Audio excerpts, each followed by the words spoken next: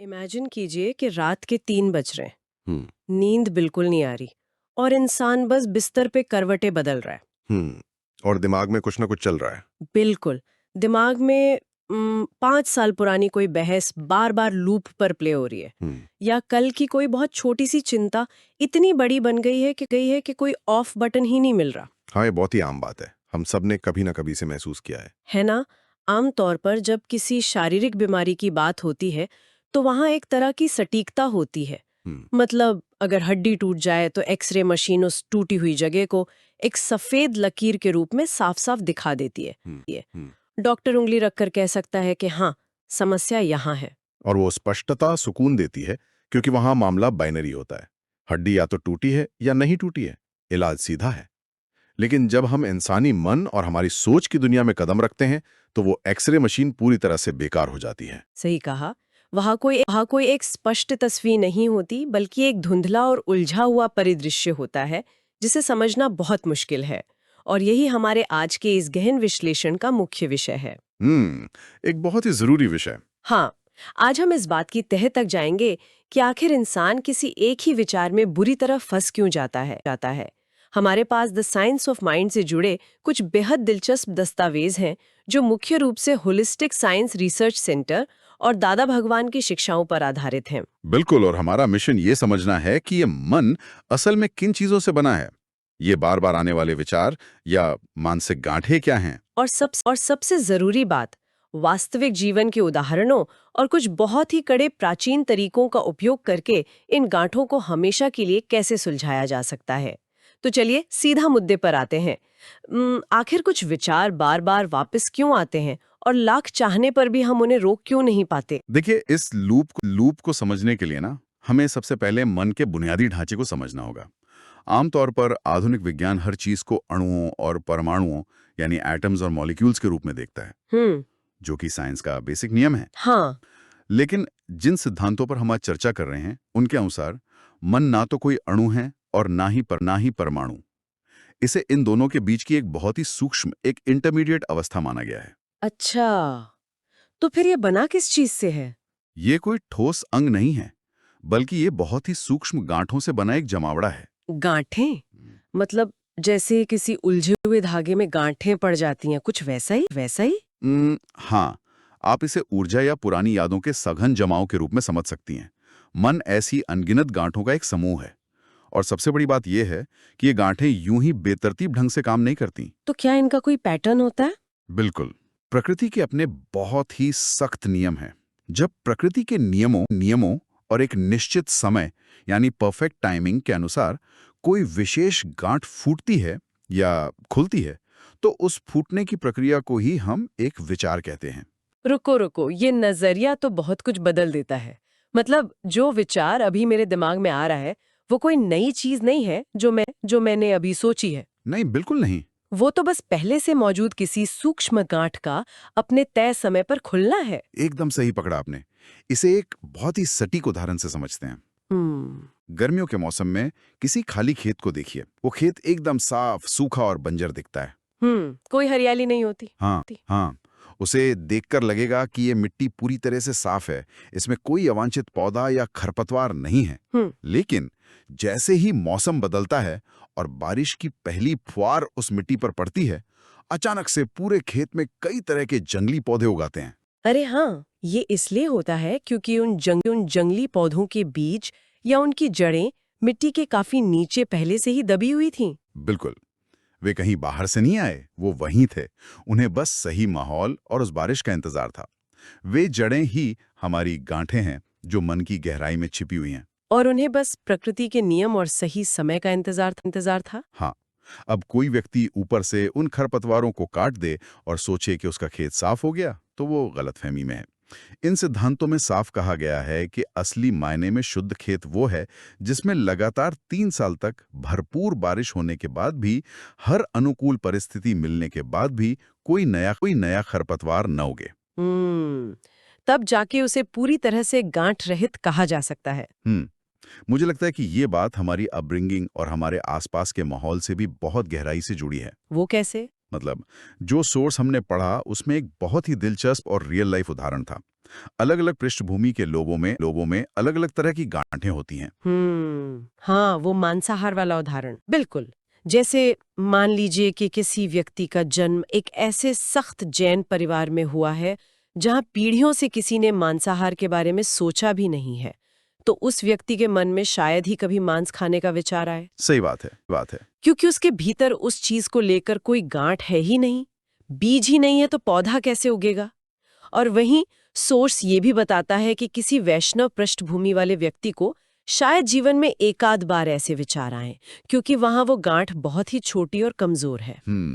और इसके उलट अगर किसी मुस्लिम व्यक्ति की बात करें, जिसके समुदाय या परिवेश में ये एक आम रोजमर्रा की बात है, तो उसे ये विचार दिन में कई बार आ सकते हैं। हाँ, क्योंकि वहां वो विशेष गांठ बहुत बड़ी और सक्रिय है।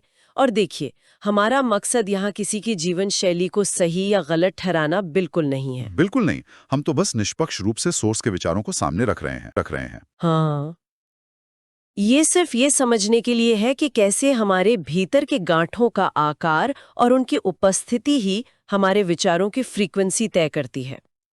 तो अगर हर विचार सिर्फ प्रकृति के नियमों के तहत अपने सही समय पर फूटने वाली एक पुरानी गांठ है, तो इसका एक बहुत ही अजीब लेकिन तार्किक पहलू सामने आता है। कौन सा पहलू? क्या इसका मतलब ये है कि जब मुझे कोई बहुत ही शानदार या क्रिएटिव विचार आता है, तो मुझे खुद की पीठ नहीं थपथपानी चाहिए? मतलब मुझे उसका क्रेडिट नहीं लेना चाहिए? हाँ, और बुरे विचारों के लिए भी वही बात लागू होती है। मतलब जब कोई बहुत बुरा या डरावना विचार आता है, तो मुझे खुद को एक बुरा इंसान मानकर दोष भी नहीं देना चाहिए। देखिए, ये बात अहंकार को थोड़ी चुप सकती है, लेकिन सच्चाई यही है। ये हमारा सबसे बड़ा भ्रम है कि जब अच्छे विचार आते हैं तो हमारा ईगो तुरंत आगे आकर कहता है, देखो मैं कितना बुद्धिमान और अच्छा इंसान हूं। हाँ, हम तुरंत क्रेडिट ले लेते हैं। लेकिन जब वही मन कोई ईर्ष्या या क्रोध का विचार सामने लाता है, तो हम असहाय महसूस करते हैं और कहते हैं कि मैं ऐसा नहीं सोचना चाहता, पर पता नहीं क्यों ऐसे विचार आ रहे हैं। बिल्कुल, हम विक्टिम बन जाते हैं। असलियत ये है कि दोनों ही स्थितियों में हम उन विचारों के निर्माता नहीं हैं। वे विचार अपने आप उत्पन्न हो रहे हैं। हम ना तो अच्छे विचारों के रचयिता हैं और ना ही बुरे विचारों के शिकार। लेकिन अगर हम इसे एक स्टेप पीछे ले जाके देखें, तो एक बड़ा सवाल ये उठता है कि अगर ये विचार सिर्फ अपने आप खुलने वाली गांठें हैं, तो इन गांठों को पहली बार बांधा किसने?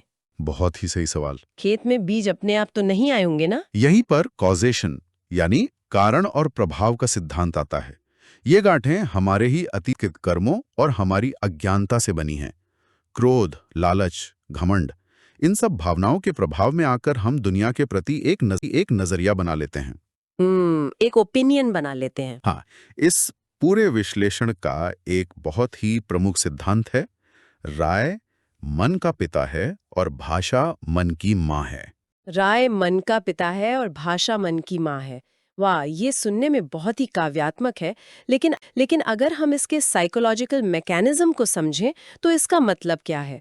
राय एक गांठ कैसे बन जाती है? देखिए, जब हम किसी भी चीज, व्यक्ति या परिस्थिति के बारे में कोई बहुत ही पक्की राय बना लेते हैं, जैसे कि ये इंसान बहुत बुरा है या पैसा ही सब कुछ है, तो हम उस विचार के साथ अपने अहंकार को जोड़ देते हैं। हम उस पर अपनी मोहर लगा देते हैं। बिल्कुल, वो पक्की राय हमारे न्यूरल पाथवेज में या आध्यात्मिक भाषा में कहें तो हमारी चेतना में एक बीज की तरह बैठ जाती है। अच्छी राय एक सकारात्मक गांठ बनाती है और बुरी राय नकारात्मक गांठ बांध देती है। और फिर वही राय भविष्य के विचार तय करती है। एकदम से। तो ये कुछ ऐसा हुआ कि हम जो भी राय आज बना रहे हैं, वो भविष्य के लिए एक टाइम बॉम्ब की तरह सेट हो रही है, जो अपने तय समय पर फटेगा। इसके बारे में पढ़ते हुए मुझे एक और चीज बहुत दिलचस्प लगी। इन विचारों का हमारे शरीर में एक खास जियोग्राफी या स्थान बताया गया है। हाँ, ये हिस्सा बहुत ही अनोखा है। सोर्स के अनुसार मन के दो पहलू हैं। एक भाव मन जो भविष्य के लिए चार्ज हो रहा है, और दूसरा प्रभावी मन जो पुराने कर्मों का डिस्चार्ज है। और इनके स्थान को समझना बहुत जरूरी है। जब हम भाव मन की बात करते हैं, जहां हम नई राय बना रहे हैं, नई गांठें बांध रहे हैं, तो उसका केंद्र भौं के बीच माथे के केंद्र से थोड़ा पीछे बताया गया है। जिसे कुछ लोग आज्ञा चक्र भी कहते हैं। हाँ, ये कोई रहस्यमयी जादू नहीं है, बल्कि ये हमारे फोकस, हमारी इंटेंशन और हमारे विजन का केंद्र है। वहीं दूसरी ओर जो प्रभावी मन है, जिसका काम सिर्फ पुरानी गांठों को भावनाओं के रूप में बाहर फेंकना है, हाँ, जो डिस्चार्ज हो रहा है। उसका स्थान हृदय के पास यानी अनाहत चक्र में है। ये पूरी तरह से एक इवोल्यूशनरी और साइकोलॉजिकल डिस्चार्ज है जिसे कोई इंसान अपनी मर्जी से रोक नहीं सकता। अगर मैं इसे आज की तकनीक से जोड़कर देखूं, तो क्या ये कुछ ऐसा है कि हमारे माथे या भौहों के बीच का हिस्सा एक चार्जिंग पोर्ट या इंटरनेट राउटर की तरह काम कर रहा है? दिलचस्प एनालॉजी है। मतलब जहां हम दुनिया को देखकर अपनी नई राय बना रहे हैं और नया डेटा डाउनलोड कर रहे हैं, और हमारा हृदय वो स्क्रीन है जहां पुराने डाउनलोड किए गए डेटा के नोटिफिकेशंस एक-एक करके पॉपअप होते रहते हैं। ये एनालॉजी काफी हद तक काम करती है, लेकिन इसमें एक बहुत बड़ा फर्क है। वो क्या? फोन के स्क्रीन पर आए पॉपअप को आप स्वाइप करके डिलीट कर सकते हैं या फोन को फैक्ट्री रीसेट कर सकते हैं, लेकिन हृदय से उठने वाले इन डिस्चार्ज नोटिफिकेशंस को आप डिलीट नहीं कर सकते। अरे हाँ, वो तो आते ही रहेंगे। बिल्कुल, उन्हें अपना कोर्स पूरा करना ही होता है क्योंकि वे प्रकृति के नियमों से बंधे हैं। तो फिर सवाल ये है कि जब ये पॉपअप लगातार आ रहे हैं, तो ज्ञानी पुरुष या इनलाइटेंड लोग इनके साथ कैसे डील करते हैं? क्योंकि आम इंसान तो हर नोटिफिकेशन पे क्लिक करता है, उसमें उलझता है और फिर परेशान होता है। ज्ञानी पुरुष इन विचारों को मन की एक फिल्म की तरह देखते हैं। वे पर्दे पर चल रहे नाटक में खुद को एक्टर नहीं बल्कि सिर्फ एक दर्शक मानते हैं। वो खुद को उससे अलग कर लेते हैं। हाँ, इसके लिए सोर्स में एक बहुत ही शानदार मेटाफर है। ज्ञानी पुरुष विचारों के साथ सिर्फ हाथ मिलाते हैं, वे उन्हें गले नहीं लगाते। हाथ मिलाते हैं, गले नहीं लगाते। क्या बात है! मतलब विचार आया, आपने उसे एक्नॉलेज किया, हाँ तुम यहाँ हो, और फिर उसे जाने दिया। बिल्कुल, और इसका एक बहुत ही व्यावहारिक तरीका बताया गया है। जैसे ही कोई अनचाहा विचार आए तो उसे एक अलग एंटिटी मानकर स्पष्ट रूप से कह दिया जाए, मैं तुम्हारे साथ नहीं हूं। बस इतना कहना काफी है? हाँ, ये छोटा सा वाक्य इंसान को उस विचार की जकड़ से अलग कर देता है। ये सेल्फ अवेयरनेस का एक बहुत बड़ा कदम है। रुको, मुझे यहाँ आपको रोकना होगा।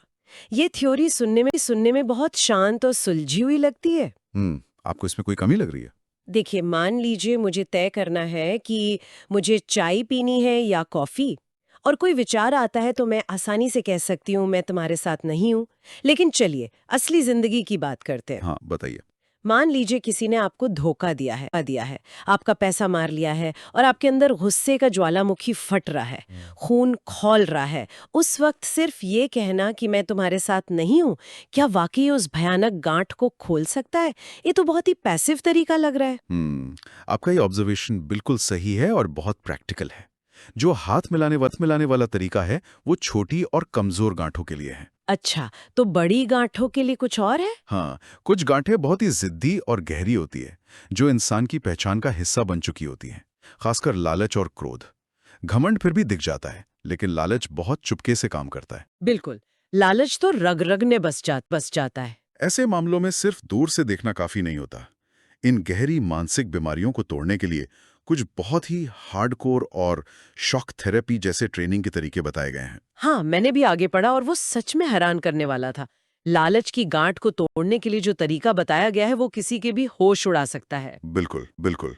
जिस व्यक्ति के भीतर लालच की बहुत गहरी गांठ हो, उसे दान करने की सलाह दी जाती है, लेकिन चेक काट के नहीं। तो फिर कैसे? उसे मुट्ठी भर सिक्के या पैसे लेकर सड़क पर जाना चाहिए और उन सिक्कों को बिल्कुल वैसे फेंकना चाहिए जैसे कोई किसान खेत में बीज फेंकता है। बाप रे, एक लालची इंसान के लिए अपने पैसे सड़क पर फेंकना, साइकोलॉजिकली ये तो ऐसा है जैसे कोई अपने ही शरीर का हिस्सा काट रहा हो। ये काम कैसे करता है? ये न्यूरोप्लास्टिसिटी और हैबिट लूप को तोड़ने का सबसे चरम तरीका है।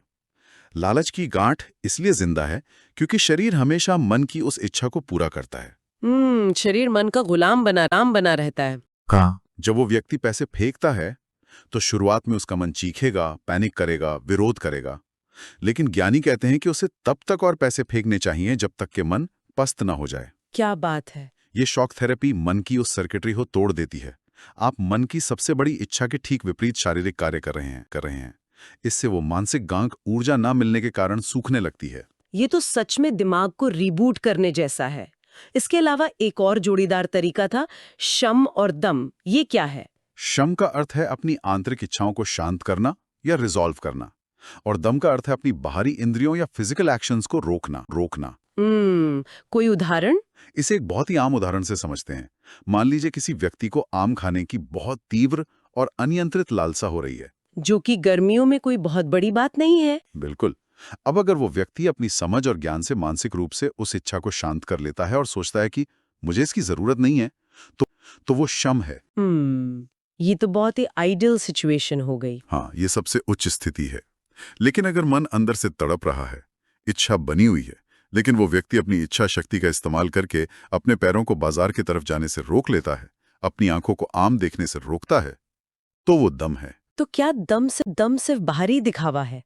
क्योंकि अंदर तो गांठ अभी भी एक्टिव है ना? शुरुआत में ये सिर्फ बाहरी रोकथाम लगती है, लेकिन साइकोलॉजी कहती है कि अगर आप लगातार शरीर को मन की बात मानने से रोकते हैं, यानी दम का अभ्यास करते हैं, तो धीरे धीरे मन उस चीज की मांग करना ही बंद कर देता है। क्योंकि उसे पता चल जाता है कि उसे वो चीज नहीं मिलने वाली। बिल्कुल। इस तरह दम अंततः शम की ओर ले जाता है। ये बहुत ही पावरफुल है। हमने बाहरी एक्शंस को रोकने की बात की, लेकिन अगर बुरे विचार लगातार दिमाग पर हमला कर रहे हो, तो इच्छा शक्ति से लड़ने के बजाय एक और तरीका है, प्रतिपक्ष भावना या काउंटर थॉट्स। हाँ, लोग अक्सर बुरे विचारों से लड़ने लगते हैं, उन्हें दबाने की कोशिश करते हैं। लेकिन आप जितना विचार को दबाएंगे, वो उतनी ही फोर्स से वापस आएगा। तो इसमें क्या करना होता है? प्रतिपक्ष भावना का मतलब है कि लड़ने के बजाय अपनी ऊर्जा को डाइवर्ट कर देना। अगर बुरा विचार आ रहा है, तो जानबूझकर अच्छे विचारों, प्रार्थना या किसी मंत्र का जोर जोर से उच्चारण करना शुरू कर दें। यह मन को एक नई दिशा दे देता है और पुरानी गांठ को डिस्चार्ज होने के लिए स्पेस नहीं मिलता। इन सब में जो तरीका मुझे सबसे ज्यादा एक्सट्रीम लगा, वो है विरोध का तरीका। ये तो सीधा मन को चैलेंज करने वाली बात है। Method of opposition. हाँ, मतलब मन जो भी कहे उसका ठीक उल्टा करना। जैसे अगर कड़ाके की सर्दियों में मन कहे कि गर्मा गर्म चाय पीनी है, तो जानबूझकर एक गिलास बर्फीला पानी पी लेना। अगर मन मिठाई मांगे, तो उसे नीम के कड़वे पत्ते खिला देना। ये सुनने में एक सजा जैसा लगता है, लेकिन ये मन के ऑटो पायलट मोड को तोड़ने का एक बहुत ही अचूक तरीका है। हमारा मन हमेशा कंफर्ट और खुशी की तरफ भागता है। बिल्कुल, हमेशा आसान रास्ता ढूंढता है। जब आप जानबूझकर उसे उसकी पसंदीदा चीजों से वंचित करते हैं और उसे वो देते हैं जिससे वो नफरत करता है, तो शुरुआत में वो बहुत बगावत करता है। लेकिन कुछ समय बाद मन ये समझ जाता है कि अब उसकी तानाशाही नहीं चलेगी। उसका अहंकार टूटता है और वो शांति की ओर मुड़ना शुरू कर देता है। सर्दियों में बर्फीला पानी पीना, ये सच में मन को ट्रेन करने का एक मिलिट्री लेवल तरीका है। इन सब कड़े तरीकों को पढ़ते हुए ना, मुझे स्वामी शिवानंद की उस कविता की याद आ गई जो हमारे सोर्स में दी गई थी। वो आवारा कुत्ते वाली कविता। हाँ, जो इस पूरी लड़ाई को बहुत ही मार्मिक ढंग से पेश करती है। उन्होंने इंसान के मन की तुलना एक ऐसे आवारा और जिद्दी कुत्ते से की है जो सड़क पर घूम रहा है। वो कुत्ता बार बार गंदगी खाने जाता है, लोग उसे पत्थर मारते हैं, उसे चोट लगती है, खून बहता है। बिल्कुल, लेकिन फिर भी वो उसी दरवाजे पर उसी गंदगी की तरफ बार बार लौट कर आता है। ये रूपक बहुत गहरा है, क्योंकि इंसान का मन भी तो बिल्कुल ऐसा ही व्यवहार करता है। सच में हम बार बार उन्हीं टॉक्सिक रिश्तों, उन्हीं बुरी आदतों, उसी लालच और उसी गुस्से की तरफ भागते हैं जिनसे हमें पहले ही बहुत बार चोट लग चुकी है, जिसने हमें दर्द दिया है। फिर भी मन उस आदत को छोड़ नहीं पाता। और स्वामी शिवानंद उस कविता में आगे मन को संबोधित करते हुए कहते हैं कि तुम्हारा जन्म एक उच्च कुल में हुआ है, तुम ब्रह्मांड की शुद्धता और आनंद से जन्मे हो, फिर इस गंदगी के पीछे क्यों भाग रहे हो? वापस अपने मूल स्वरूप की ओर लौट आओ।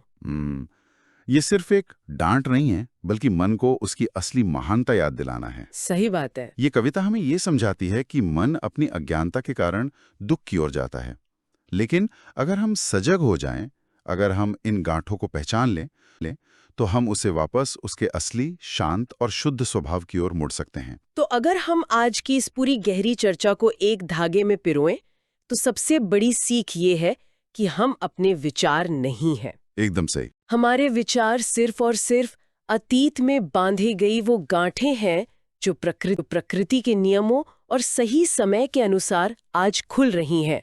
हम भले ही पुराने विचारों के फूटने को एकदम से रोक न सकें, लेकिन अपनी राय बदलकर, अपने नजरिए को बदलकर हम भविष्य में बढ़ने वाली गांठों को जरूर रोक सकते हैं। और व्यवहार बदलना रातों रात संभव नहीं है, लेकिन अपनी समझ को सही दिशा में मोड़ना हमारे हाथ में है। जब राय बदलती है तो मन बदलता है, और फिर धीरे धीरे व्यवहार अपने आप बदल जाता है। ये एक बहुत ही मुक्ति देने वाली समझ है कि हम अपने विचारों के गुलाम नहीं हैं। लेकिन इस चर्चा को खत्म करने से पहले मेरे दिमाग में एक ऐसा सवाल आ रहा है जो किसी को भी गहराई से सोचने पर मजबूर कर सकता है। कैसा सवाल? हमने जाना कि विचार केवल पुरानी गांठों का खुलना है, लेकिन जरा सोचिए, अगर किसी व्यक्ति की ये सारी गांठें पूरी तरह से खुल जाएं और खत्म हो जाएं, अगर खेत में कोई बीज बचे ही नहीं, अगर वो कोई नई राय न बनाए और पुराने सारे कर्मों का डिस्चार्ज पूरा हो जाए, तो क्या होगा? क्या उस स्थिति में मन का अस्तित्व ही हमेशा के लिए समाप्त हो जाएगा और बिना मन के, बिना किसी विचार के उस पूर्ण और असीम सन्नाटे का अनुभव आखिर कैसा होगा? ये वह बिंदु है जहां मनोविज्ञान और असविज्ञान दोनों समाप्त हो जाते हैं और एक गहरे परम सत्य की शुरुआत होती है। इस पर तो सबको खुद ही विचार करना चाहिए। बिल्कुल। आज के हमारे इस गहन विश्लेषण में बस इतना ही।